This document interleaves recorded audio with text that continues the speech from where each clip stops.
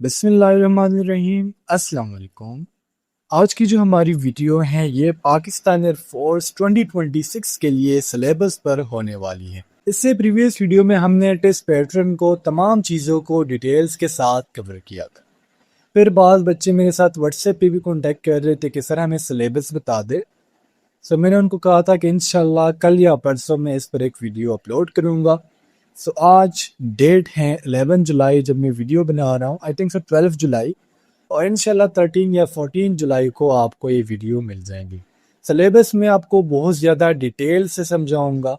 उसके बाद अगर आप अपनी प्रिपरेशन खुद कर सकते हैं तो बहुत अच्छी बात है, बिकॉज चीज़ें मैंने बता दी होंगी आपको।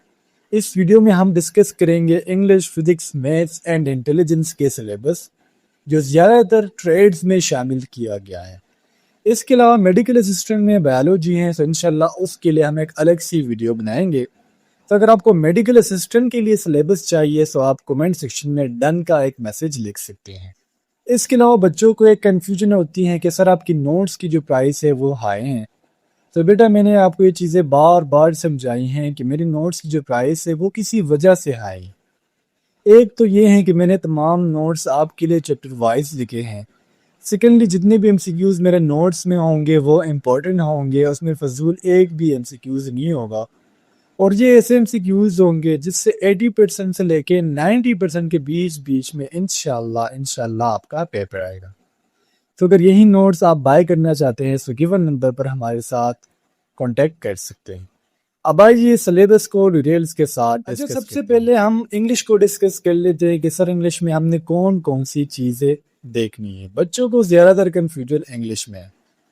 सर बेटा इंग्लिश में कोई इतनी खास चीज़ें नहीं है। जिस तरीके से हम फिजिक्स के चैप्टर्स पढ़ेंगे, केमिस्ट्री के चैप्टर्स पढ़ेंगे, लेकिन जहाँ तक इंग्लिश की बात है तो इंग्लिश में हमने बस ये 6-7 चीज़ें पढ़नी है और हमारा सिलेबस कवर है।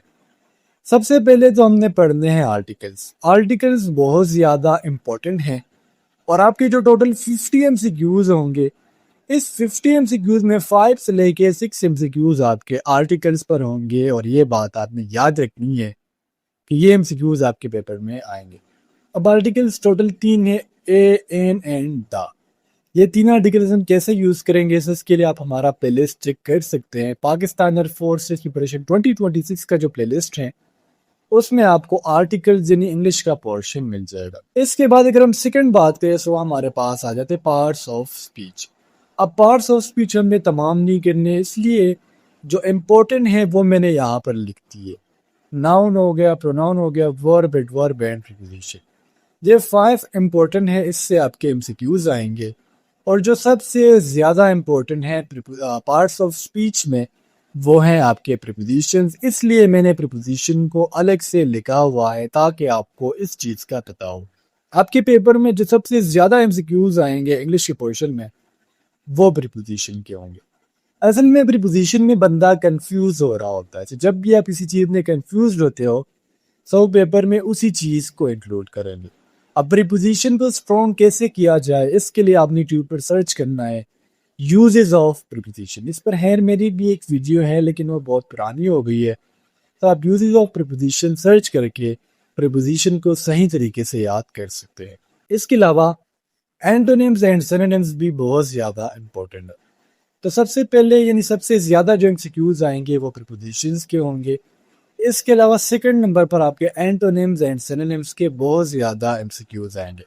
एंटोनिम्स होते हैं मुतज़ाद अल्फाज, यानी आपको एक वर्ड दिया जाएगा उसके लिए जो उलट लफ्ज़ होगा यानी उल्टा लफ्ज़ होगा वो आपने चूज करना है। जिस तरीके से अगर मैं कहूँ नियर यानी करीब, तो करीब का एंटोनिम क्या होता है? दूर। तो दूर के लिए हम इंग्लिश में क्या यूज करते हैं? फार। इसके अलावा जो सिनोनिम्स है, सिनोनिम्स का मतलब होता है मुतरादिफ अल्फाज, यानी मुतरादिफ अल्फाज ऐसे अल्फाज जिसकी मीनिंग दूसरे के साथ क्या हो? सिमिलर हो। पाकिस्तान एयरफोर्स के लिए हम अपने 3 कोर्सेज ऑफर करते हैं। अगर आप इससे प्रिपरेशन करेंगे तो इंशाल्लाह आपका टेस्ट पास होगा। कोर्स नंबर 1 आपको पीडीएफ की फॉर्म में मिलेगा और इसकी जो प्राइस है वो 2200 है। कोर्स की डिटेल्स में आपको math, physics, English, verbal, non verbal, chemistry ये तमाम टेस्ट करवाए जाएंगे। कोर्स नंबर 2 जो आपको एक बुक प्रोवाइड किया जाएगा जो मैंने खुद लिखी है, इसकी प्राइस आपके लिए होंगी 3500 जो इससे पहले 4200 थी। जो कोर्स नंबर 3 हमारा बहुत ज़्यादा स्पेशल है, इसकी प्राइस आपके लिए कर दी गई है 4000, जो इससे पहले 5300 थी। एमसीक्यूज़ बाकायदगी से आपको चैप्टर वाइज मिलेंगे। अगर आप ये नोट्स बाय करना चाहते हैं तो आप गिवन नंबर पर हमारे साथ कॉन्टेक्ट कर सकते हैं। इंशाल्लाह ये नोट्स आपको पसंद आएंगे और आपका टेस्ट भी पास होगा। अगर मैं कहूँ नियर, यानी नियर का मतलब होता है करीब, सो नियर के लिए आप सिनोनिम क्या चूज कर सकते हो? क्लोज, यानी क्लोज भी करीब एंड नियर भी करीब। सो एंटोनिम्स एंड सिनोनिम्स बहुत ज्यादा इंपॉर्टेंट है। इसके अलावा करेक्ट स्पेलिंग। अब करेक्ट स्पेलिंग, इसमें मजे की बात यह है कि ये आपके इंटेलिजेंस के पोर्शन में भी आते हैं। अब आप कहेंगे सर करेक्ट स्पेलिंग, मुझे तो सारे स्पेलिंग्स आते हैं, मेरी खुद एज ज्यादा है, लेकिन स्पेलिंग्स में मेरे से भी गलती हो सकती है। तो अगर मेरे से गलती होती है, मैं एक टीचर हूँ, तो आपसे भी हो सकती है। जिस तरीके से अगर मैं कहूँ अचीव की क्या स्पेलिंग, इसमें बंदा कंफ्यूज हो जाता है। इसके अलावा एम्बेरसमेंट की क्या स्पेलिंग है, तो ऐसे आपने इंपॉर्टेंट स्पेलिंग्स करनी है।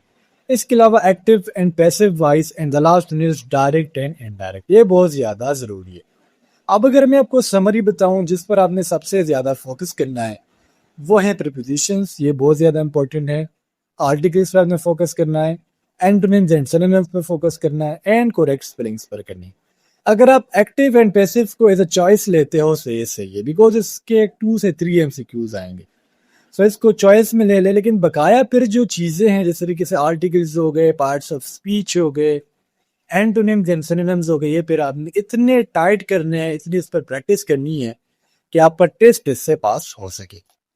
अब हम आते हैं टूवर्ड्स द फिजिक्स। अब जब बेटा फिजिक्स में ये चीज है कि इसको आपने चैप्टर वाइज करना है, ठीक है। चैप्टर वाइज में क्यों कह रहा हूँ? अच्छा, चैप्टर में फिर क्या फर्क है? चैप्टर में बाज़ औक़ात बच्चे सिर्फ एक्सरसाइज के 10-12 एमसीक्यूज कर लेते हैं, ये आपकी बहुत ज्यादा बड़ी गलती है। बिकॉज ज्यादातर बच्चे, फॉर एग्जाम्पल हम एक एस्टिमेट लगा लेते हैं, अगर 100 बच्चे टेस्ट दे रहे हैं ना, तो इसमें 50 बच्चे, मैं क्या कह रहा हूँ, इसमें 50 बच्चे जो अपना पहली दफा इन एयरफोर्स के टेस्ट में अपेयर होते हैं, 50 बच्चे इसमें इंटेलिजेंस में फेल हो जाते हैं। वजह क्या है? क्योंकि वो पहली दफा टेस्ट दे रहे हैं। फिर बकाया कितने बच गए? 50 बच गए। तो ये जो 50 बच्चे होते हैं ना, ये इंटेलिजेंस और इंग्लिश तो क्लियर कर देते हैं, लेकिन ये जो 50 बच्चे हैं, इसमें 20 से लेके 30 बच्चे फिजिक्स में फेल हो जाते हैं, जबकि ज्यादातर बच्चे मैथ में फेल होते हैं। तो रीजन क्या है? आप प्रैक्टिस नहीं करते। फिजिक्स में हमने क्या क्या चीजें पढ़नी है, कौन कौन से चैप्टर्स पढ़ने हैं? सबसे पहले फिजिकल क्वांटिटीज एंड मेजरमेंट बहुत ज्यादा इंपॉर्टेंट है, उससे आप ऐसा यूनिट्स को याद कर सकते हैं। इसके अलावा काइनेमेटिक्स हो गया और डायनामिक्स हो गया, इसमें आपके बेसिकली क्या आ जाता है, इसमें हम मोमेंटम को पढ़ते हैं, इसमें हम वेलोसिटी को पढ़ते हैं, इसमें हम एक्सेलरेशन को पढ़ते हैं, इसके अलावा न्यूटन के लॉज को पढ़ते हैं। फिर वर्क, एनर्जी एंड पावर, ये बेसिकली मैं चैप्टर्स बता रहा हूँ, एमसीक्यूज यानी टॉपिक्स नहीं बता रहा, चैप्टर्स बता रहा हूँ।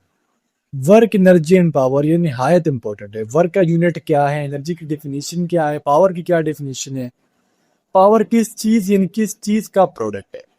मैग्नेटिज्म बहुत ज्यादा इंपॉर्टेंट है। अगर आप मैग्नेटिज्म कर लेते तो फिर इलेक्ट्रोमैग्नेटिज्म की इतनी हमें जरूरत नहीं है, हम मैग्नेटिज्म कर लेंगे।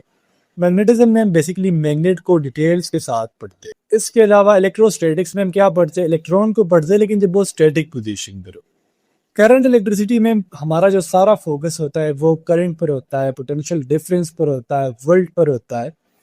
इसके अलावा इलेक्ट्रोमैग्नेटिज्म है एंड एसएचएम एंड वेव्स है। अब मैं चीज़ें डिटेल्स में इसलिए नहीं पढ़ा रहा क्योंकि इस पर बहुत ज़्यादा टाइम लगेगा, तो इसमें मैं आपको वो चैप्टर बता देता हूँ जो आपकी पेपर के लिए इंपॉर्टेंट है और इससे एमसीक्यूज आएंगे। तो सबसे पहले नंबर आपने chapter number 1, chapter number 2, chapter number 3, chapter number 4, ये तो बहुत ज़्यादा इंपॉर्टेंट है, इसको तो आपने ए से लेके जेड तक पढ़ना है।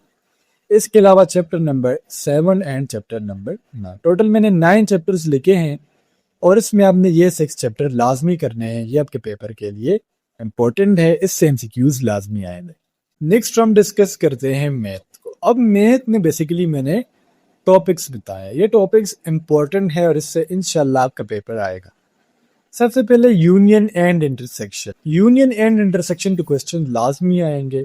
अब यूनियन क्या है एंड इंटरसेक्शन क्या है, इस पर अलग से हम इंशाल्लाह क्लास ले लेंगे अगर टाइम मिला तो।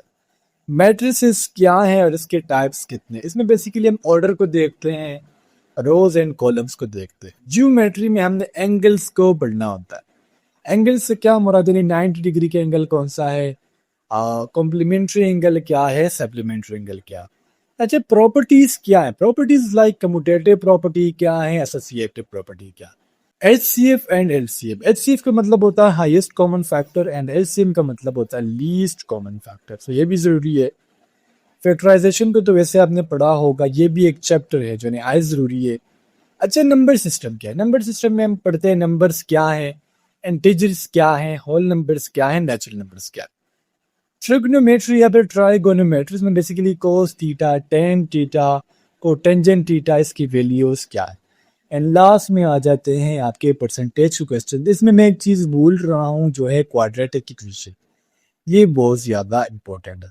अब यहाँ पर चीज ये है कि मैथ के होते हैं 25 MCQs और ये इन तमाम चैप्टर से कलेक्टिवली आएंगे। इन 25 MCQs कहाँ से आते हैं ये किसी को नहीं पता होता। सो दैट्स व्हाई मैं आपको यही कहूंगा कि मैंने जितने भी यहाँ पर चैप्टर्स बताए हैं 1 2 3 4 5 6, ये भी तकरीबन 9 चैप्टर्स है। इसको हमने डिटेल्स के साथ पढ़ लेना है। नेक्स्ट अगर हम बात करें इंटेलिजेंस के बारे में, तो इंटेलिजेंस में सबसे ज्यादा आते हैं मैथ सीरीज के क्वेश्चंस लाइक 1 3 9 12। इस तरीके से आपको एक इनकम्प्लीट सीरीज दिया होगा, आपने उसको कंप्लीट करना होता है। सेम इसी तरीके से इस मेथड को फॉलो करके आता है अल्फाबेटिकल सीरीज। अल्फाबेटिकल सीरीज से मुराद क्या है, लाइक आपको दिया होगा ACE, फिर आपने नेक्स्ट लेटर यहाँ पर बताना होता है। फिर ये परसेंटेज टू क्वेश्चंस लाजमी सी बात है आपके पेपर में आएंगे। हमने इसमें परसेंटेज फाइंड आउट करने होते हैं। Days and dates related questions, ठीक है। अब डेज लाइक अगर मैं कहूँ कि फर्स्ट डे को संडे था, तो मुझे बता दे 29 डे को क्या होगा। तो इस तरीके से आपके days and dates to questions आपको मिलेंगे। अच्छा, अगर इसकी आप डिटेल वीडियो चाहते हैं कि सर इससे मुराद क्या है, तो वो भी आप मुझे कमेंट सेक्शन में बता सकते हैं। ऑड मैन आउट का मतलब ये होता है कि आपको 4 ऑप्शन दिए जाएंगे, तो इसमें से एक ऑप्शन आपने चूज करना हो जो बकाया 3 ऑप्शन से डिफरेंट हो। फिर उसके बाद आ जाती है डायरेक्शन सेंस के क्वेश्चन, नॉर्थ ईस्ट वेस्ट के बारे में आपसे पूछा जाएगा। एंड द लास्ट वन, जिस तरीके से मैंने आपको इंग्लिश में बताया, करेक्ट स्पेलिंग आपके इंटेलिजेंस में भी आगे।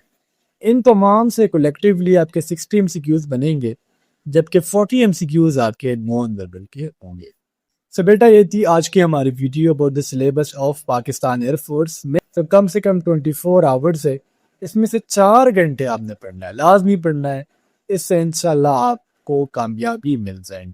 और अगेन वही बात बताऊंगा, पेड कोर्स अगर बाय करना चाहते हैं तो गिवन नंबर पर हमारे साथ कॉन्टेक्ट कर सकते हैं। अपना ख्याल रखिएगा, अपने बड़ों का ख्याल रखिएगा, अपने छोटों पर शफकत कीजिएगा। इंशाल्लाह नेक्स्ट वीडियो में मिलते हैं। अल्लाह हाफिज़।